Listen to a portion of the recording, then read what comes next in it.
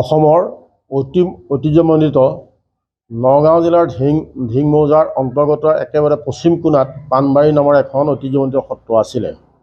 বৰ্তমান সত্ৰখন একেবাৰে নিষ্ক্ৰিয় হৈ গৈছে, কাৰণ এই সত্ৰৰ যিখিনি আশে পাশে যিখিনি মানুহ বসবাস কৰিছিল বিভিন্ন কাৰণত ইয়াৰ পৰা গুচি গৈছিলে।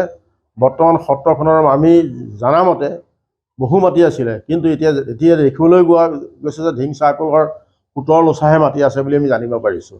কাৰণ এখন সত্ৰত কেতিয়াও 17 লোচা মাটি থাকিব নোৱাৰে।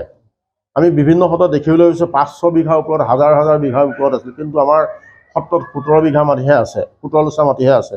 এই 17 লোচাৰ মাটিৰ লগতে আমাৰ এটা মাহ ধোৱা পুখুৰী আছে, আৰু মাহ ধোৱা পুখুৰীৰ লগতে এখন গৰখীয়া থানো আছিলে, কিন্তু এতিয়া একেবাৰে সম্পূৰ্ণ নিষ্ক্ৰিয় হৈ গৈছে। সেয়েহে আমি আশা কৰোঁ, আৰু তাৰ ওচৰতে এটা গেজিং ৰিজাৰ্ভ আছে, পাণবাৰী গেজিং ৰিজাৰ্ভ সম্পূৰ্ণ আগ্ৰাসনত হৈছে, বেদখল হৈ আছে।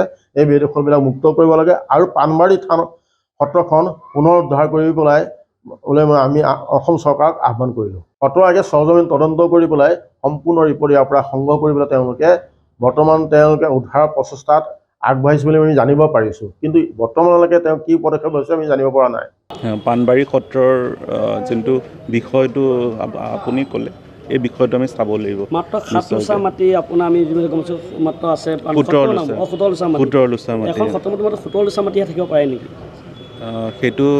সেইটো আমি ঠিক আছে, আমি এইটো পিছৰ পৰ্যায়ত চাব পাৰিম। এইটো যিহেতু বালি সত্ৰ বজাৰ ইতিমধ্যে আপুনি বেদখলমুক্ত